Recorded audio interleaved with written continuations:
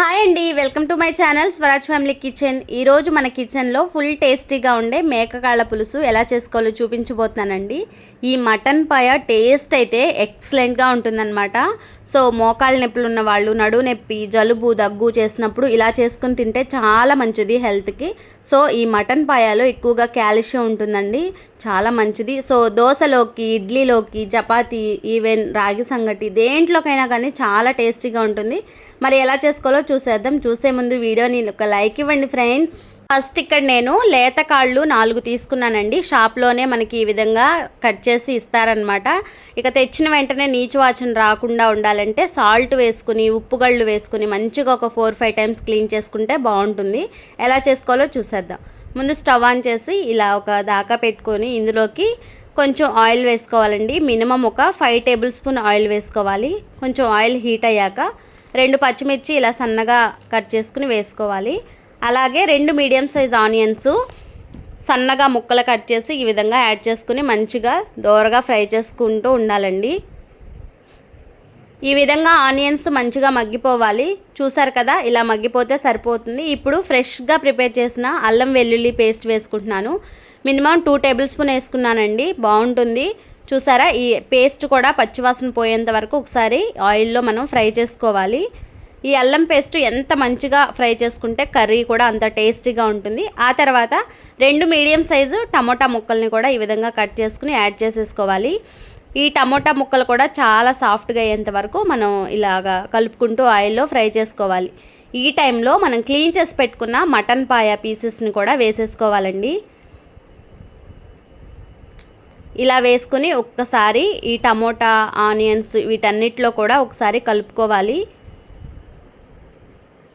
చాలా అంటే చాలా బాగుంటుంది టేస్ట్ అయితే. ఒక్కసారి మీరు కూడా ట్రై చేయండి ఫ్రెండ్స్. మటన్ కంటే కూడా ఈ మటన్ పాయ ఎక్కువగా ఇష్టపడతారు తింటే కనుక ఈ వేలో చేసుకొని. ఫస్ట్ ఈ విధంగా కలుపుకొని టేస్ట్కి తగ్గట్టుగా సాల్ట్ అయితే అడ్జస్ట్ చేసుకుని వేసుకోవాలండి. చూసారా, ఒకసారి సాల్ట్ అయితే నేను వేసుకొని ఒకసారి మంచిగా ఒక్కొక్కసారి ఈ విధంగా అంతా కలుపుకోవాలి. ఆ తర్వాత కొంచెం సాల్ట్ ఒక హాఫ్ టేబుల్ స్పూన్ కూడా వేసుకొని ఒకసారి అంతా మళ్ళీ మిక్స్ చేసుకోవాలండి. చూసారా, ఇలాగ కలుపుకొని మంచిగా ఒక మూత పెట్టేసేసి దీనికి ఒక 10 నిమిషాలు సిమ్ ఫ్లేమ్లో పెట్టేసుకుని ఉడికించుకున్నట్లయితే ఆయిల్ చూసారా పైకి ఎలా తేలుతుందో, ఇలా కనుక మనం ఉడికించినట్లయితే మటన్ పాయ లోపల వరకు బోన్స్ కుక్ అయ్యి చాలా బాగుంటుంది. మటన్ పాయ చేసుకోవాలంటే కూడా కొంచెం ఓపిక ఉండాలి, అలాగే నిదానంగా ఉడికించుకుంటే టేస్ట్ బాగుంటుందండి.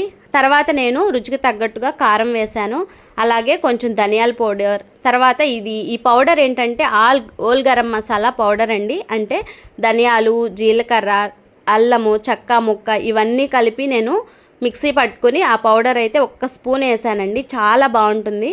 సో బిర్యానీ స్పైసెస్ అన్నీ కూడా మిక్సీ వేసి పట్టి ఈ విధంగా అంతా కలిపి మూత పెట్టుకుని ఒక 10 నిమిషాలు మళ్ళీ ఈ ఉప్పు కారాలన్నీ కూడా ఈ మటన్ పాయకి పట్టే విధంగా మనం కలుపుకొని ఉంచుకోవాలి. సో ఈ టైంలోనే కొంచెం చింతపండు వేసుకుంటే చాలా బాగుంటుందండి ఈ మటన్ పాయ పులుసులో. చూసారు కదా, కొంచెం వేసుకుని ఆ విధంగా మొత్తానికి ముక్కలకు పట్టించి ఒకసారి కలుపుకోవాలి. ఇప్పుడు నేను మరొక స్టవ్ మీద హాట్ వాటర్ అయితే పెట్టుకున్నాను. చాలామంది కుక్కర్లో చేస్తూ ఉంటారండి మటన్ పాయాని. మనం కానీ నిదానంగా ఉడికించి చేసుకుంటే ఆ టేస్ట్ వేరే లెవెల్లో ఉంటుంది.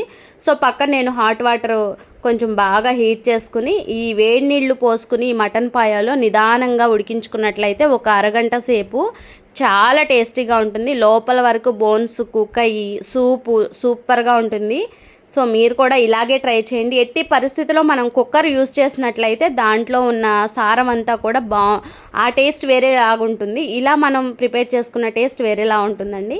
సో ఇలా వాటర్ వేసుకుని మంచిగా కలుపుకొని తర్వాత సన్నగా కట్ చేసిన కొత్తిమీర కూడా వేసుకుని అంతా ఒకసారి కలుపుకోవాలి ఫ్రెండ్స్. కుక్కర్లో ఉడికించి మటన్ పాయ చేసే కంటే ఇలా ఫ్రీగా ఉడికించి చేసుకుంటే ఆ టేస్ట్ డిఫరెంట్గా ఉంటుంది. సో నేను చేస్తున్నాను కదా, మీరు కూడా ఒకసారి ఇలా ట్రై చేయండి. హాట్ వాటర్ వేసుకుని మనం మంచిగా మీడియం ఫ్లేమ్లో మూత పెట్టుకుని ఒక 20 మినిట్స్ చూసుకున్నట్లయితే మనం వాటర్ ఒక 1 లీటర్ పోసిన వాటర్ ఒక 1/2 లీటర్ అయ్యేంత వరకు కుక్ చేసుకున్నామంటే నిదానంగా మటన్ పాయ లోపల వరకు ఉడికి చాలా బాగుంటుంది. సో చూసారు కదా, మంచిగా ఉడికిపోయి ఆయిల్ అయితే పైకి సపరేట్ అయిపోయింది. ఆల్మోస్ట్ మటన్ పాయ పీస్ కూడా మంచిగా ఉడికిపోతుందండి.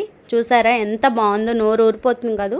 వేడి వేడి రైస్ సంగట్లోకి అద్దిరిపోతుంది. అయిపోయిందండి మటన్ పాయ పులుసు అయితే.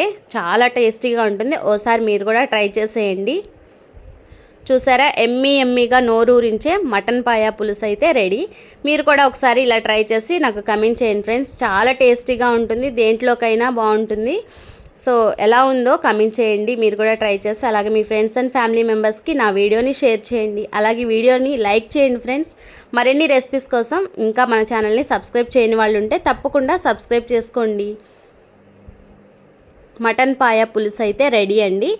సో ఈ వీడియో మీకు నచ్చిందా? నచ్చితే కంపల్సరీగా లైక్ చేయడం మర్చిపోకండి. Thank you for watching. నేను మీ Swaraj Lakshmi. Bye bye friends.